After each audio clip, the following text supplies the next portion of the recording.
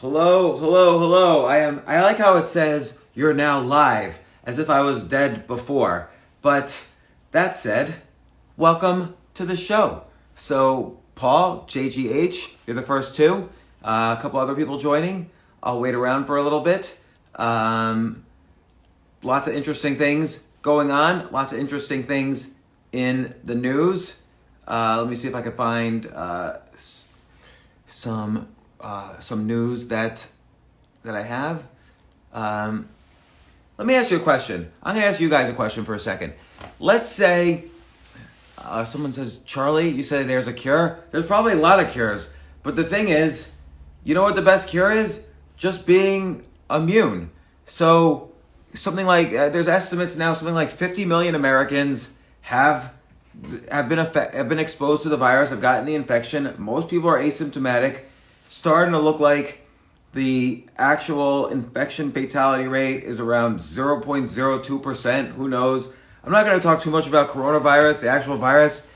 Right now, pretty much everything we've ever read is bullshit.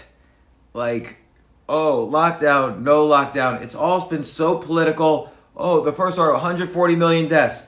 Now 200,000, then 100,000 deaths. And then, anyway. By the way, Wisconsin, just the basic example is Georgia and Texas were the first two states to reopen. They are today at their lowest rate of cases, hospitalizations, everything. Wisconsin is, the Supreme Court said you have to open up. It's against the Constitution. I saw the photos. They're all jam-packed in the bars, drinking, no masks. I read one scientific report. Yesterday I was thinking, okay, if everybody just wore masks, you don't need to lock down. And then I see a report that says masks can actually be more harmful because the germs are sticking to you. And I don't know. It's impossible to know. It's impossible to know what is scientifically true or not. One thing we do know is that the economic shutdown has caused much damage. 36 million people have filed for unemployment, and businesses are being shut down. It's really sad. Like some, these older people who spent their whole lives building up a business now having to shut down their restaurant business or whatever. But here's the interesting thing. I no longer blame the government on this. And I don't blame the governors, I don't blame the mayors, I don't blame Congress, I don't blame the president. I kind of blame just the media, because I was thinking before the lockdown, I had just gotten back from traveling. I was in New York City. I was supposed to go out and do comedy. This was a couple days before the lockdown, and I didn't go because I was nervous about getting sick, and a lot of people didn't go. And I think we were already, as a population, we were locking ourselves down because of the media fears. And so what's happening now? Well, look at Elon Musk. Elon Musk said to the government of California, screw you, we're opening. And he did it. And Wisconsin, they sued and they won and they're opening. And so the people themselves are opening. You can't, the role of government is to protect. This is the original goal when we first set up a government. The goal of government is to protect the property rights of individuals. Now, property could mean land, it could mean money, it could mean your freedom of speech, it could mean, your intellectual property, it could mean, all sorts of things. But they can't, and again, it's in the Constitution. They can't, without due process, prevent you from doing things, from just going outside and speaking or posting a video or whatever. And you could say, anyway, I don't want to get into it. I don't want to get into all the coronavirus stuff. How do I begin each day? All right. Pre-pandemic, I would begin each day. I would read for 2 or 3 hours. I would read nonfiction book about games, and a fiction book. Let me see if I have. There's a really good sentence I just read in a novel that I don't have. I meant to get it in front of me, but I love good sentences in fiction. And I love reading, reading great fiction is the way to be a better writer, just hands down. But then I love just putting together ideas in nonfiction. Like I'm reading Matt Ridley's book right now, How Innovation Works. He's coming on the podcast Monday, so I've been reading it. It is just so brilliant how he talks about how innovation doesn't necessarily come from the smartest scientists. He describes all the circumstances by which innovation occurs, and he's such a smart guy. I highly recommend his other books, The Rational Optimist and The Evolution of Everything. I constantly reread those. I've been trying to get Matt Ridley on my podcast since 2014. I'm glad he's coming on. I reached out to him and he's coming on Monday, so I'm excited about that. But a lot of people who I always thought were smart, I'm just so disappointed in just how they behave themselves, when they're trying to express their thoughts on Twitter and intellect. I've just given up on. I think the world's going to change after this, and actually I think it's going to change for the better. So I'm actually optimistic. Let's take the stock market as an example. Should I talk about the stock market? Click like if you want me to talk about the stock market, and I'll finish the question about my morning routine. So I read fiction, nonfiction, and games.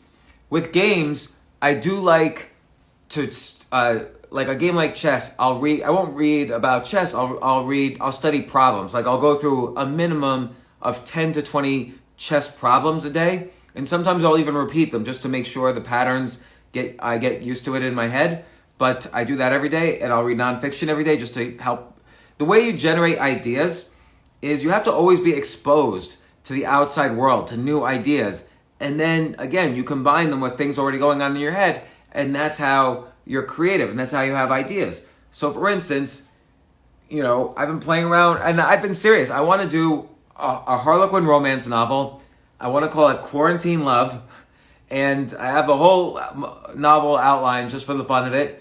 And I would never be able to write about it if I didn't actually live through a quarantine. Like, you and I, all of us together, we've lived through something, and I don't know what state you're from. 40 states or more are open or partially open as of today. And, the rest are going to follow pretty quickly. And we've all lived through something. I'm not letting that World War II generation take the name the greatest generation anymore. I'm the greatest generation. You're the greatest generation. We've lived through 9/11, a bunch of wars, the financial collapse of 2008, and now the most insane lockdown in world history this lockdown's affected over 1 billion people or more.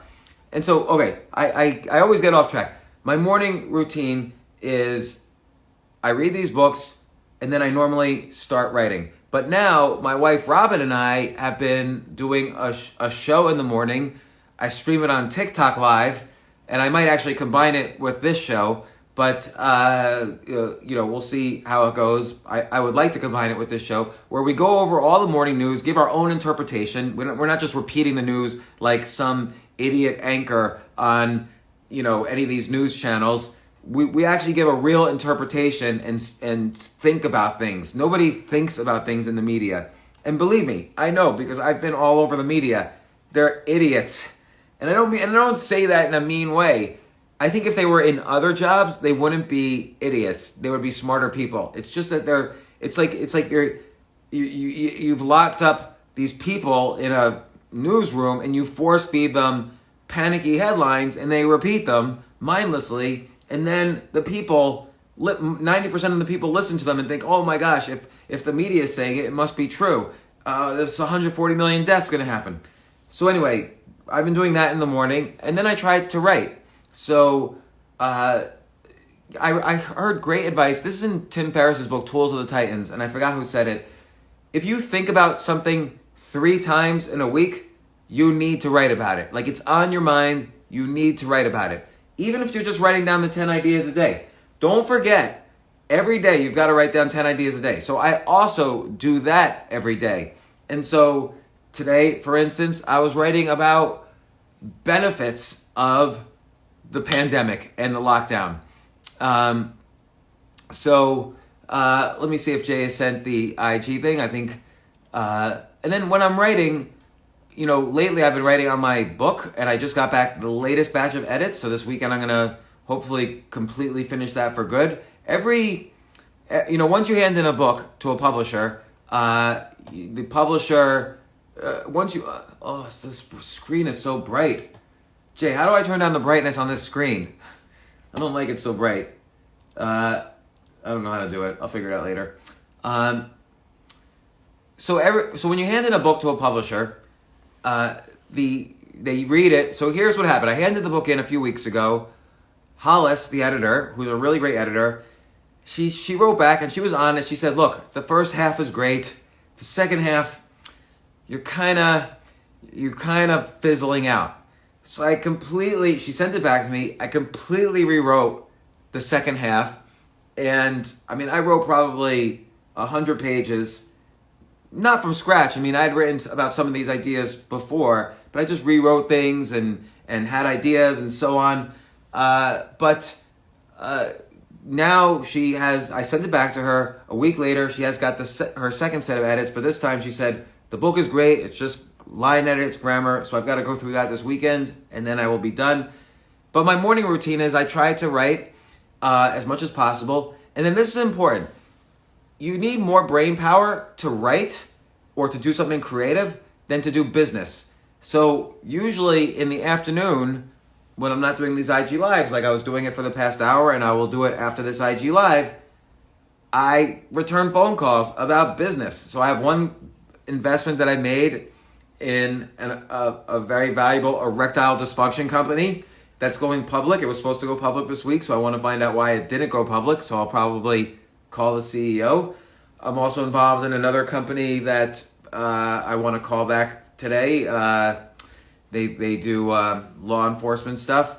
So I just do business in the afternoon, and then starting around 4 or 5 o'clock, I start to wind down. It's good to wind down, and I think here's one benefit of the coronavirus is that because we're not traveling to meetings, we actually have more downtime for leisure time. Now, unfortunately for me, instead of using that downtime, I ended up writing an entire book, and the good thing is I also had time to do these IG Lives and this new show that I'm doing with Robin. It's called Not Your Morning Show, and you could find it on my YouTube channel, and it's a lot of fun. I want to make that bigger. But I think the one benefit of this coronavirus is that we've learned to appreciate downtime. We've also learned to appreciate being in nature. I cannot tell you, so between 1994 and 2020, I went to Central Park once. Central Park is 3 blocks away from where I live right now. And in the past 26 years, I've been to Central Park twice. But since the lockdown, I've been to Central Park a dozen times with Robin. And we've been bicycling. I only went bicycling in the past 26 years once. And now I've been bicycling like a whole bunch of times. It's an old story. But so I think we've learned to appreciate nature a little more, or at least I did. I've never appreciated nature before. I kind of hate nature. I love being in a city, but I kind of appreciate nature a little bit more. And maybe I even got a little more vitamin D during this time, because I realized the importance of getting vitamin D for the immune system. So other benefits of coronavirus, I think people are going to be a lot healthier. We're going to be a lot more aware of our symptoms. We're probably going to self-quarantine and self-isolate if we start to get colds or symptoms in the future. So that'll make the population in general healthier. We're probably going to wash our hands more, probably going to take care of ourselves a little bit more, even though I've worn the same clothes for the past 7 days in a row. Ignore that part. But I think we're going to get healthier as a society. I think economically, we're going to become a little bit more, as Nassim Taleb says, I think we're going to be a little bit more anti-fragile, because right now, if you noticed, a lot of companies haven't been able to open up, not because of the lockdown, but because their whole supply chain, all their factories were in China. And I think we're going to switch over to South America, Africa, India. We're going to spread out where we do our manufacturing, maybe even America, who knows? But we're going to spread it out. And we're not going to be as reliant on China. So if anything takes down China, it won't affect us the way it affected us this time. So that's another benefit. So there's all these benefits to the coronavirus. I would encourage you guys to think of benefits for the coronavirus. It's an interesting exercise because we're used to being, anxious and stressed about the virus. I'm not even so stressed for myself. I've been stressed. You've probably seen I've donated to every GoFundMe for employees that's asked me for money.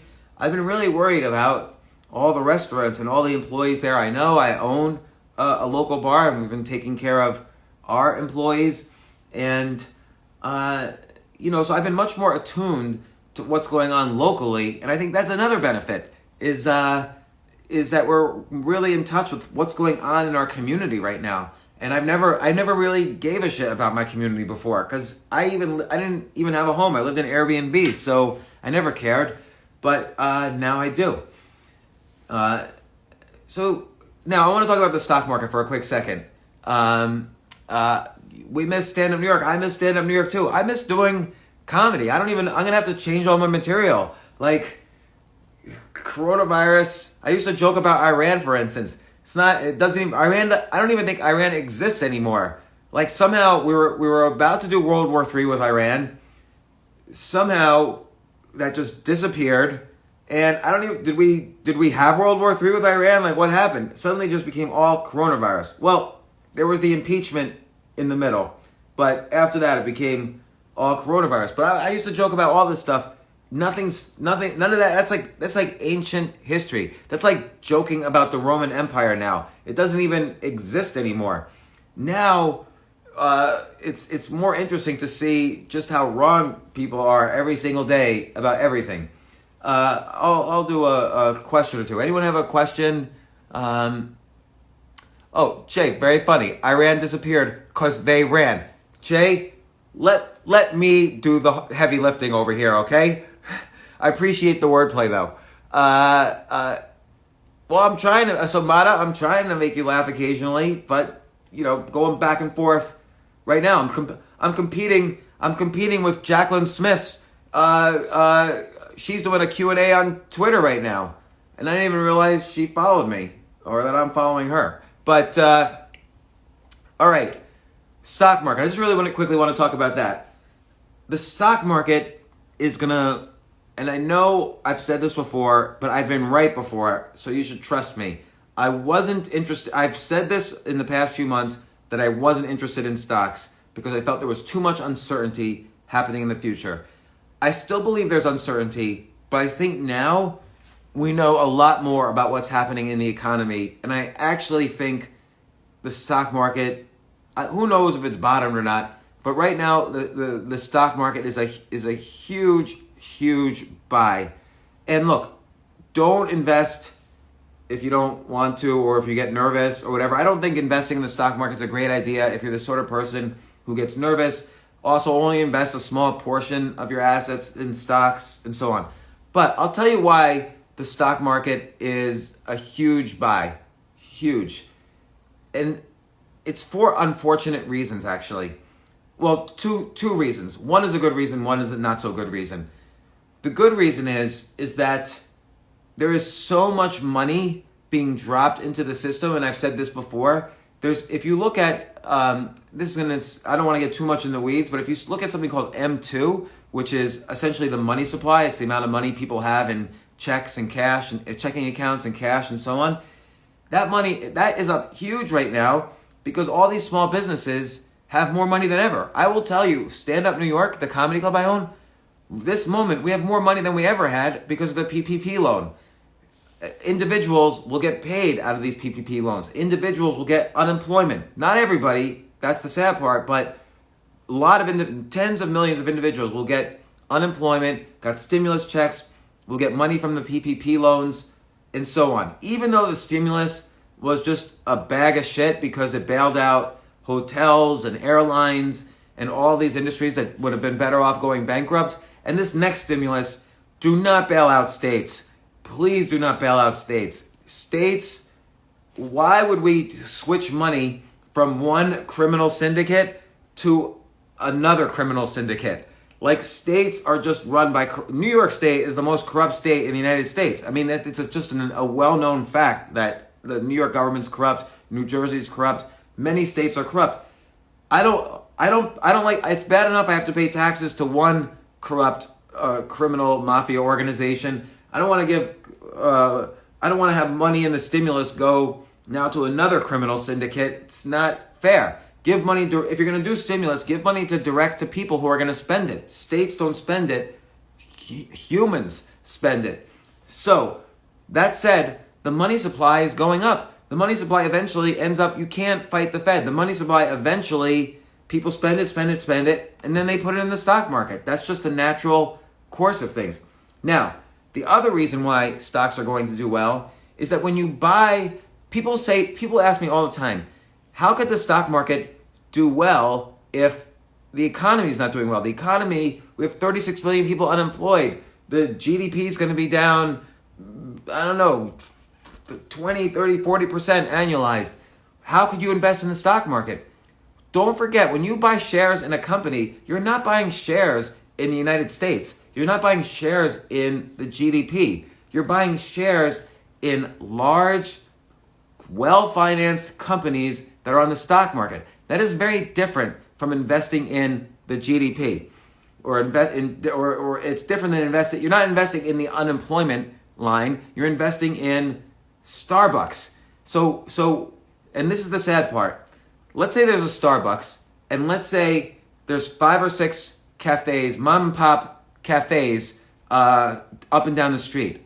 Sadly, a lot of those cafes are going to go out of business because they are not well-financed. They're not public companies. They have nowhere to go for money.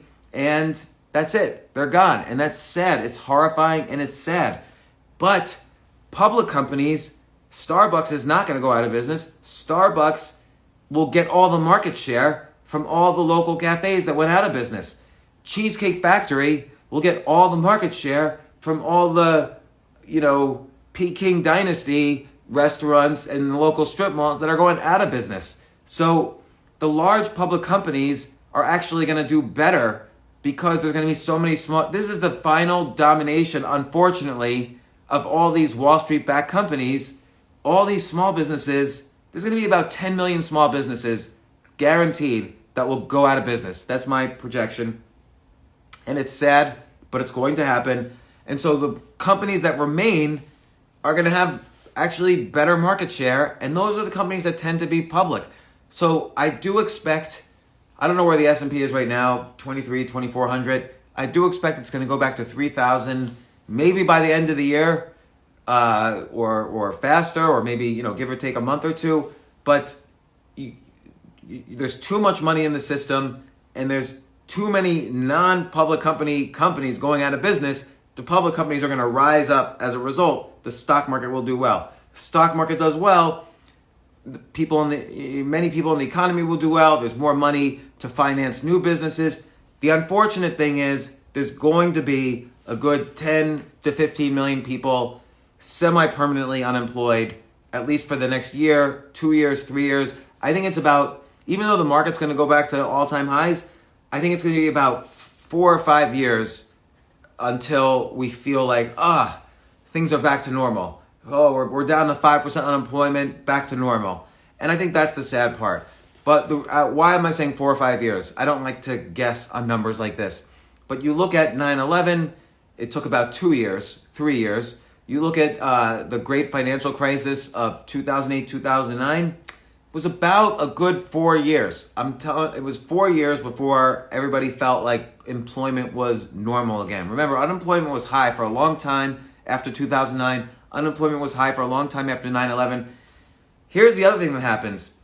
CEOs use events like this as an excuse to just fire all the employees who were useless. And that's what's going to happen also.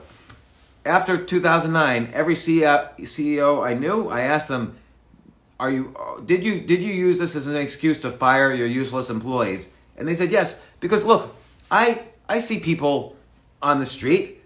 When there was 3% unemployment, that meant 97 out of 100 people had a job. And I would look around on the street. I didn't see 97 people out of 100 that I would hire. Like, how are all these people getting jobs? So CEOs, unfortunately, use this as an excuse to clear house. Like, they know it's the 80-20 rule. 80% of their employees are probably not that efficient. So this is going to make companies a lot more efficient and a lot more profitable and have a lot more market share. And public companies, the stock market, are going to do very well.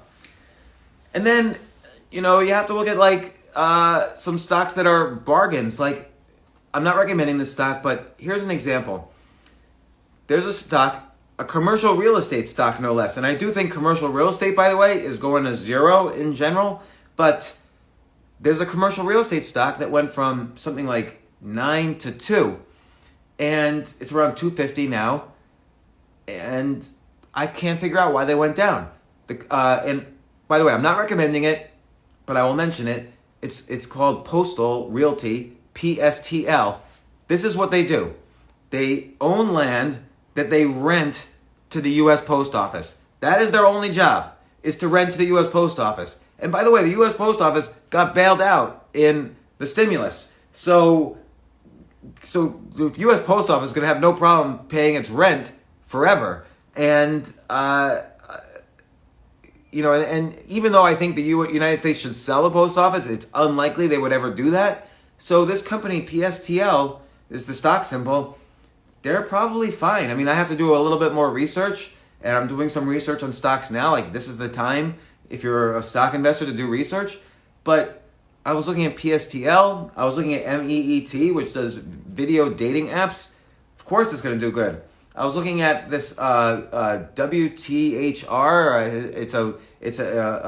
It's like Grubhub, but for rural areas. Of course, that's going to do well. We know delivery of food is going to do well, and Grubhub's not going to rural areas. This has this WAITR is the application. It's the app on your phone. They're going to they're in 600 cities in the United States, but the stock's down 80%. All right. I have to look at it a little bit more. The only thing I saw was that their main investor, who had loaned to them, converted the loan into stocks. Anyway, that's getting into the weeds. But these are a few of this is the way I look at companies. So I look at what trends are happening, and then I look at what investors are doing who are already in it, and then I look at how far they came down. Do they have enough cash to survive? I think one of the companies I was looking at, maybe it was Meat, had like 100 million cash and no debt. I don't know, I forget. But also, my favorite company, my all-time favorite company, which I do own, and I can't recommend it. I can't legally recommend it, but I'll just tell you the one stock I actually do own is WRTC, Wrap Technologies. Was kind of a co-founder of the company. I was there from the beginning, and in my friend's living room, and what they do is they fire a Kevlar cable. Police could fire a Kevlar cable at the speed of sound and wrap around you, and you can't move. So this is a totally non-lethal, safe way to arrest people. Previously, there was no non-lethal. Taser's lethal. Taser kills 1 or 2 people a week, and this was the problem. So, WRTC is the solution. It's the one stock I own, although I'm waiting for this erectile dysfunction drug that I'm invested in to go public, which should be any day.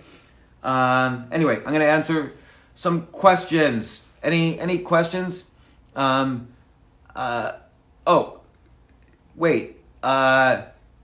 someone say, or spice up your marriage? Yes, that's right. In fact, my wife, Robin, who's on there right now, she does look a little bit like Wonder Woman, and I was thinking of getting her a consumer version of the wrap cable. Maybe that would spice up her marriage, or maybe I need to use it and be Wonder Man or something. I don't know. We'll see. Got to keep the mystery going.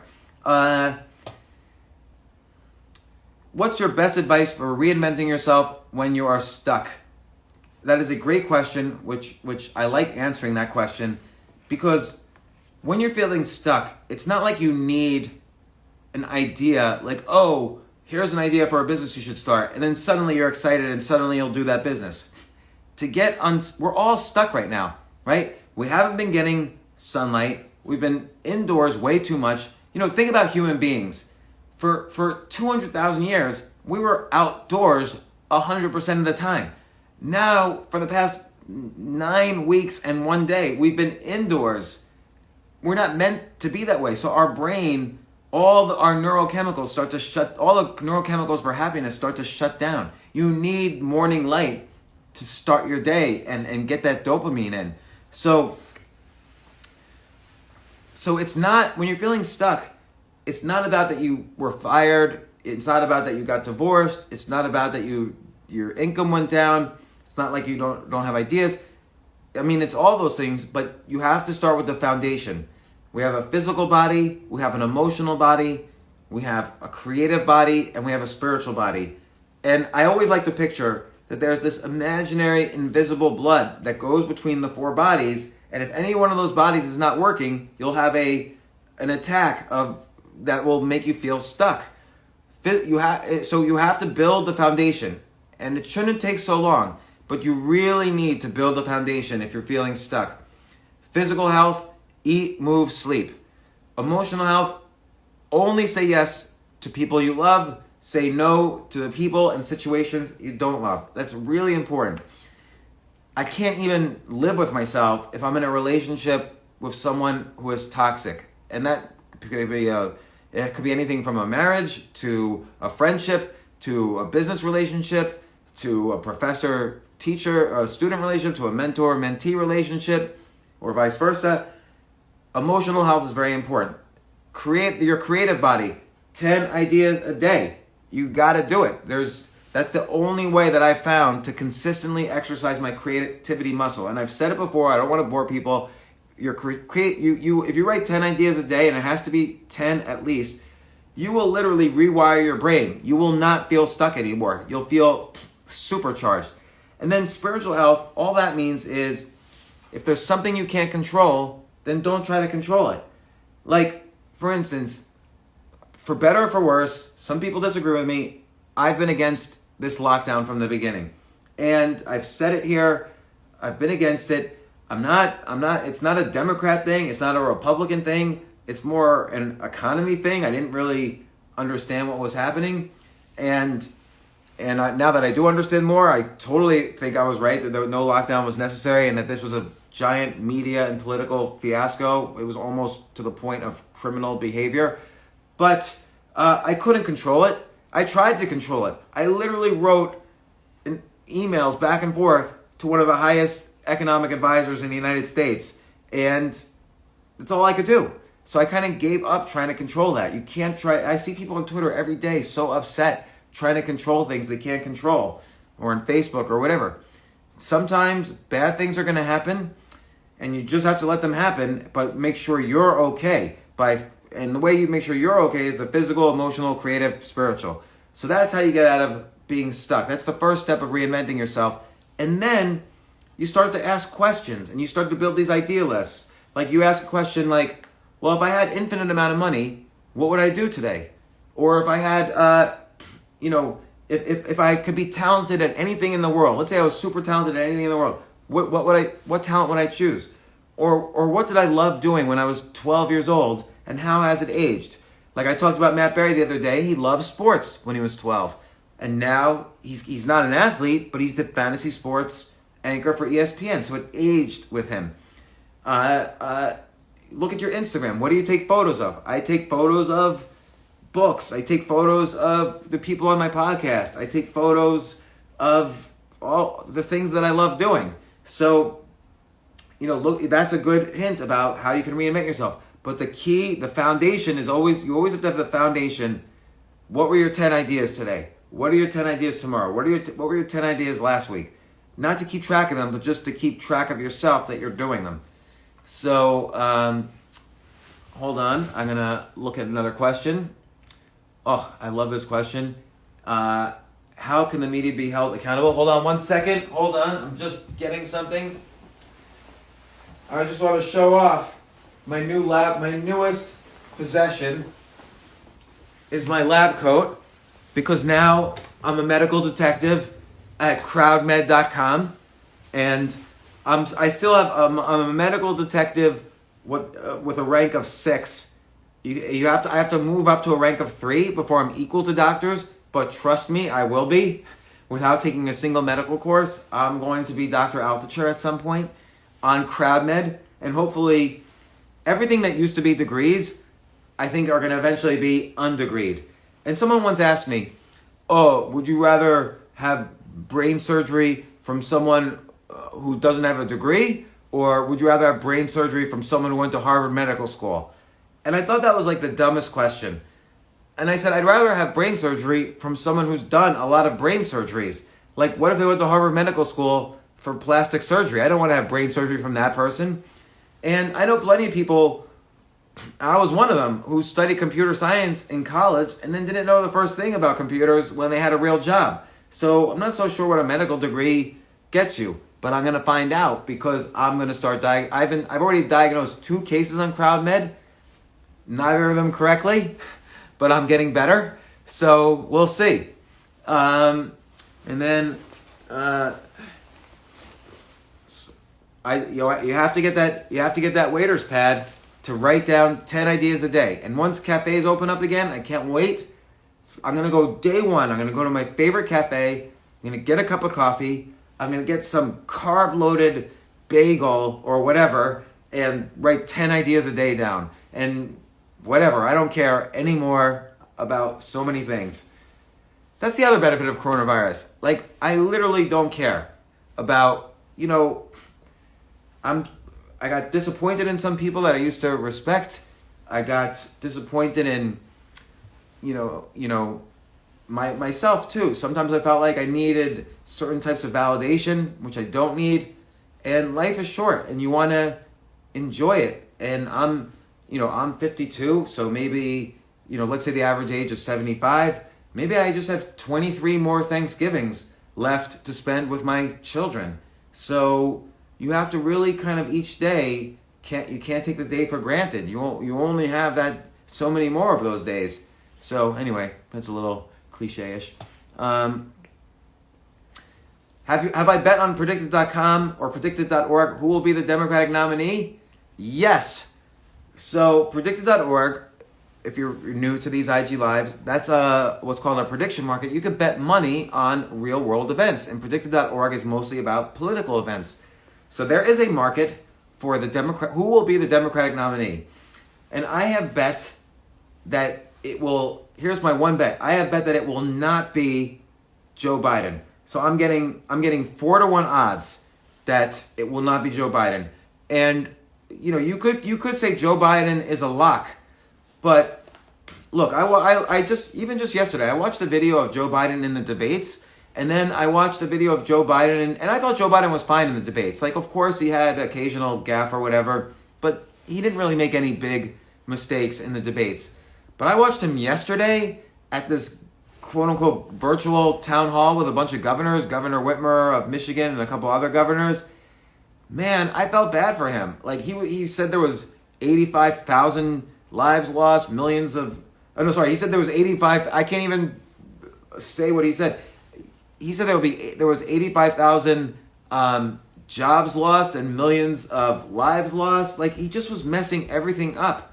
And I can mess things up because I'm not supposed to be the leader of the planet. But I'm afraid when you have someone... it's so clear. I don't know. Answer me this. Like, I'm kind of neutral. Like, I don't vote. I haven't voted ever, pretty much. I voted once for city council, but and I think local politics are much more important than presidential politics, and that was true even during this pandemic. But for somebody who's like really for Joe Biden, I really would like to know sincerely, like, why do you think it's okay to nominate? And by the way, let's nominate a great Democratic candidate. Let's have a good election. But why do you think it's okay, out of 60 million Democrats you could choose from, why is it okay to nominate someone who really needs some medical attention right now. And I'm not even being funny. Like, I am worried for Joe Biden. If Joe Biden was my father, I would say, Dad, we need to kind of go to a bunch of doctors and get a bunch of brain tests and really see what's happening, because there's a lot of research into Alzheimer's. Maybe there's some trials we can get you in. He's going to ruin his life if he becomes president. He's got like, I've had relatives die of Alzheimer's. He's got about 4 or 5 years left before he's incapacitated. Best case, I'm wearing a lab coat. I'm a doctor. So,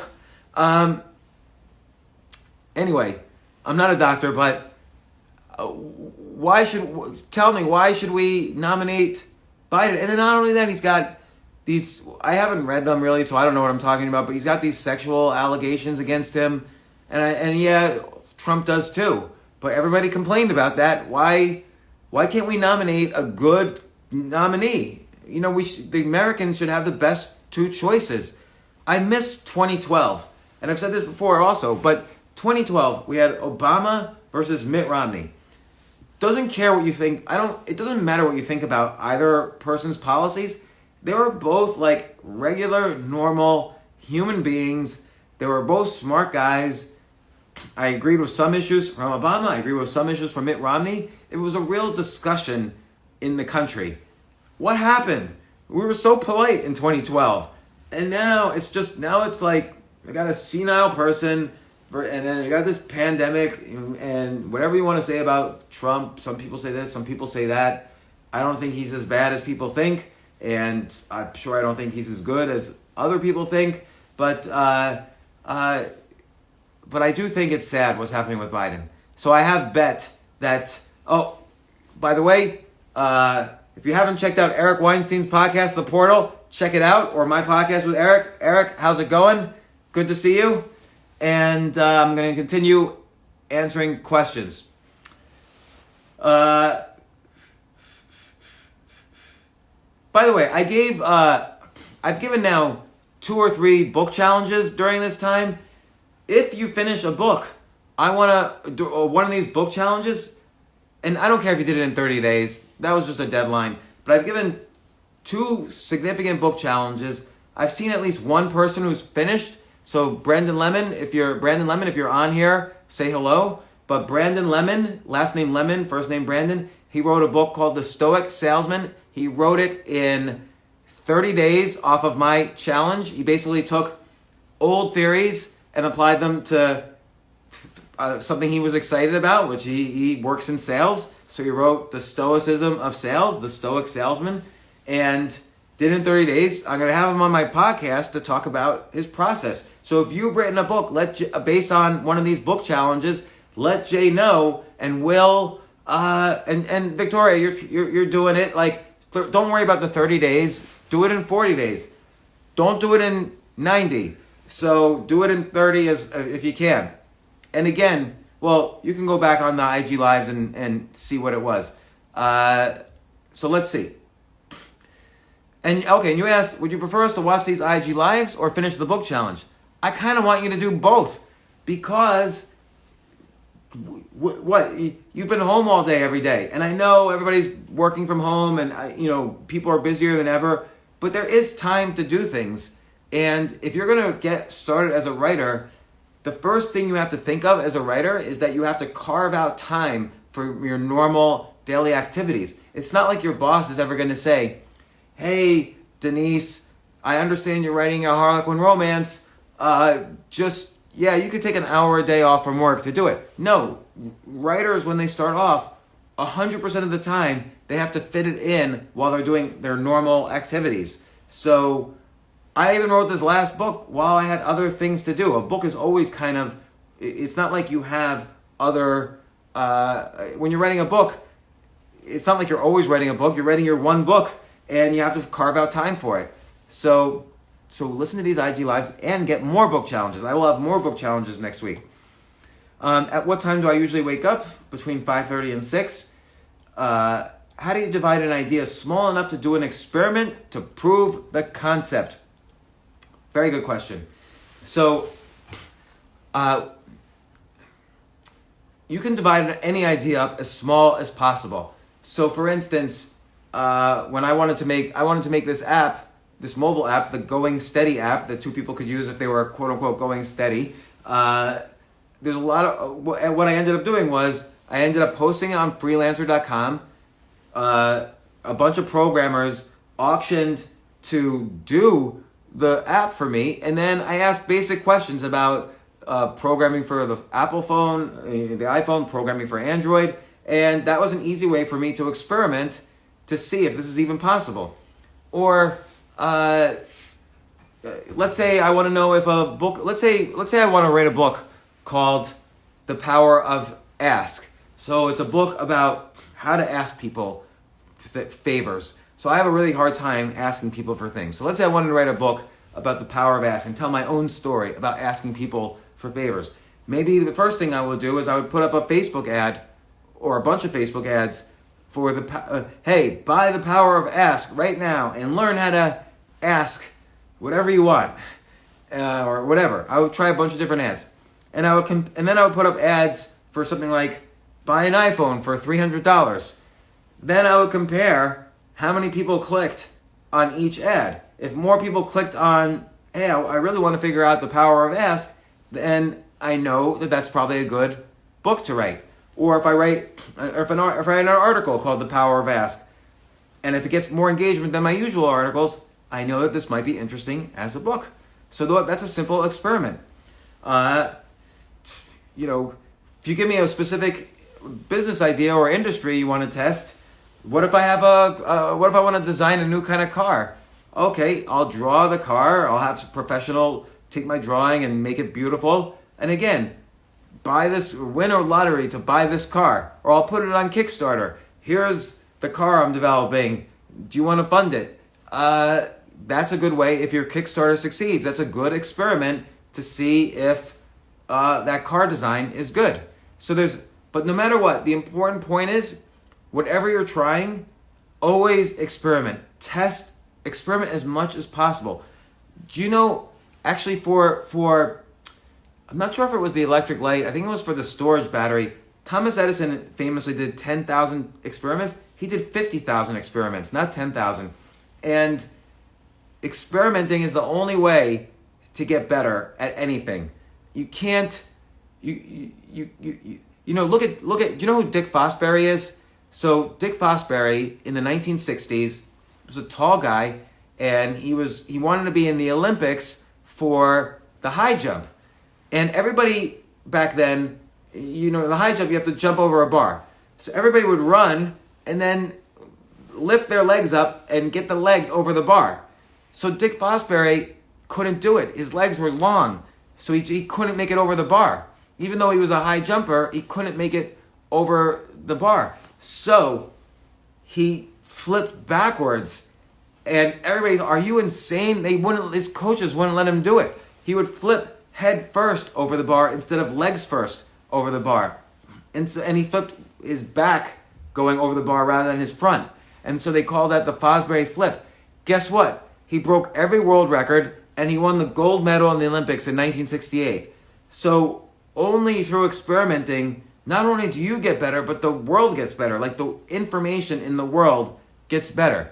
We never would have had the steam engine if someone didn't just experiment on using steam to lift things. Like they originally used steam to mine for coal. They would shoot so much steam down there that it would lift up the coal. So that, if we didn't experiment with that, we never would have had the steam engine which powered trains. And really, if you think about it, using steam to move things was the first time we combined heat and action. So the steam engine led to the entire Industrial Revolution, which of course led to so many good things.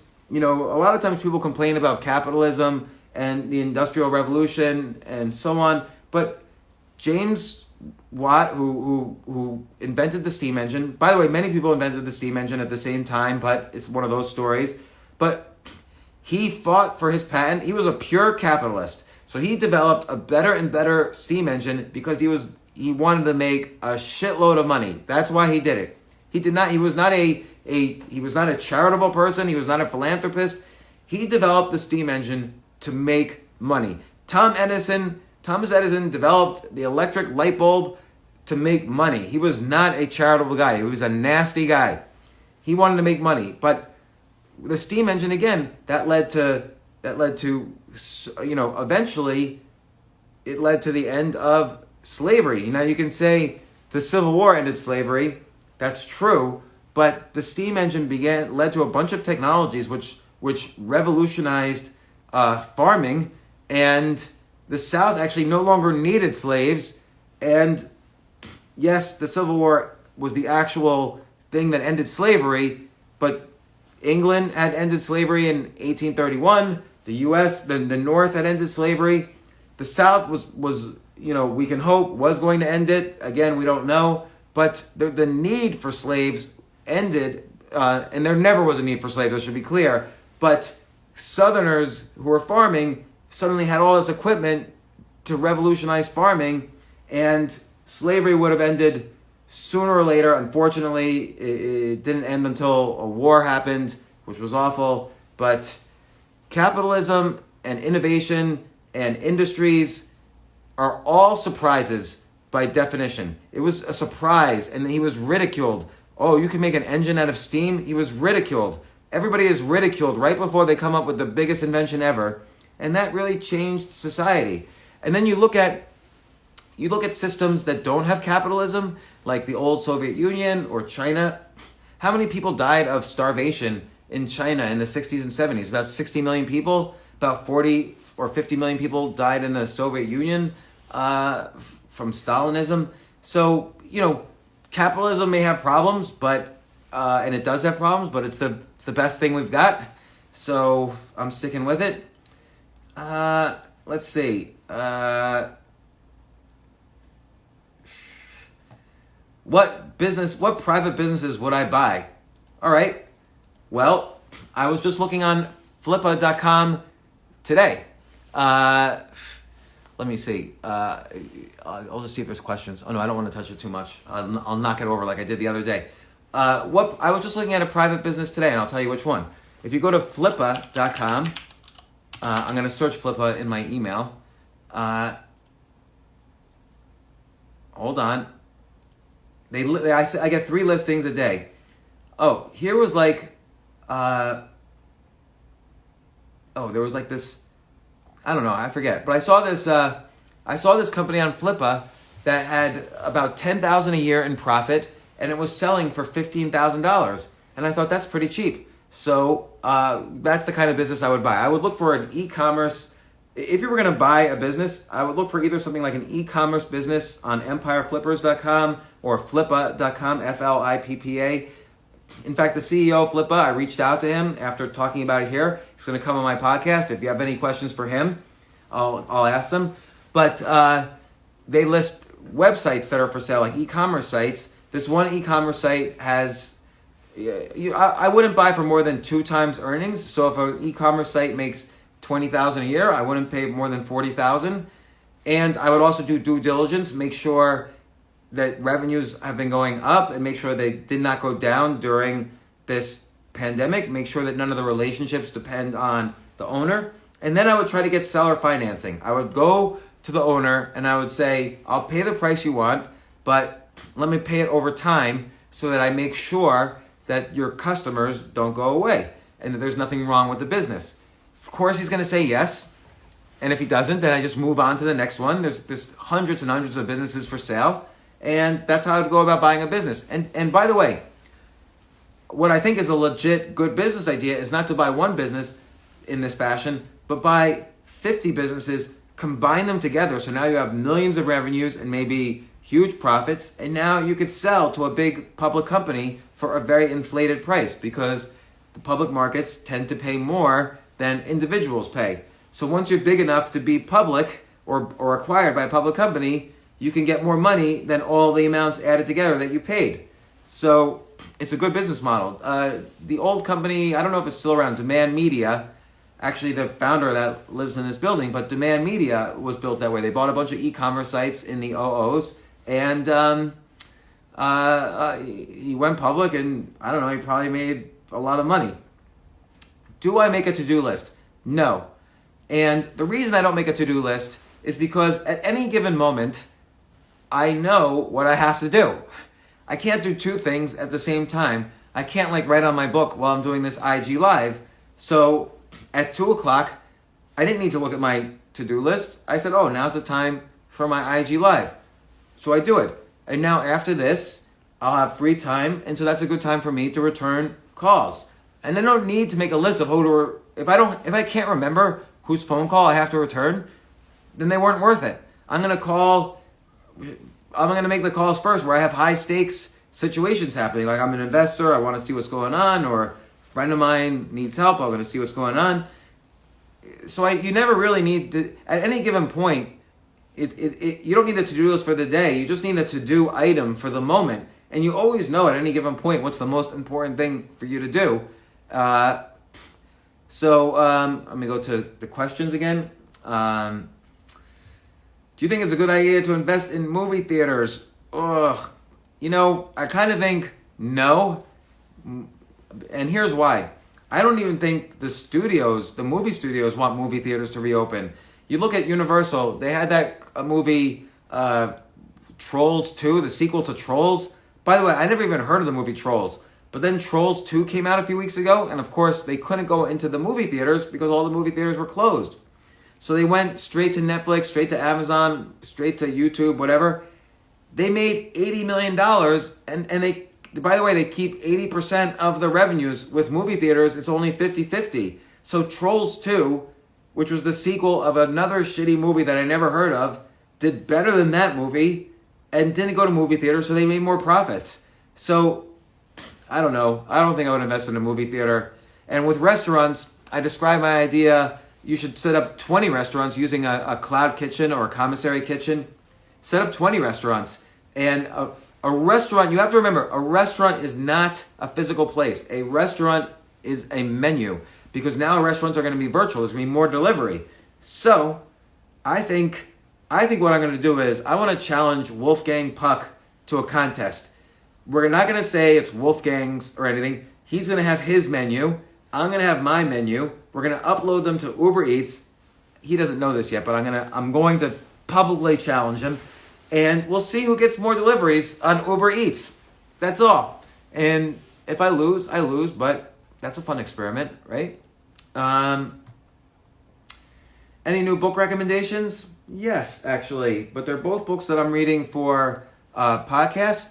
But I'm reading How Innovation Works by Matt Ridley, which is coming out, I think, on Monday. And Maria Konikova's book about poker, which is something bluff, the biggest bluff, I think it's called.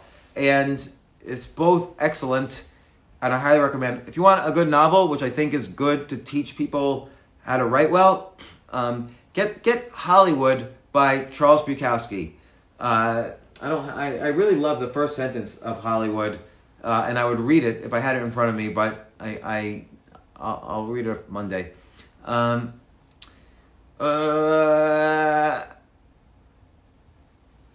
me see. How do you overcome your fears of getting started? Matthew from Loop. I don't know if you're still here. Matthew is the CEO of Loop. I just did a podcast with him and Ray J, the singer Ray J. Matthew, first off, I can't stop riding your electric scooter. It's great, and I want to buy stock in your company. So, how are you doing? Let me see. I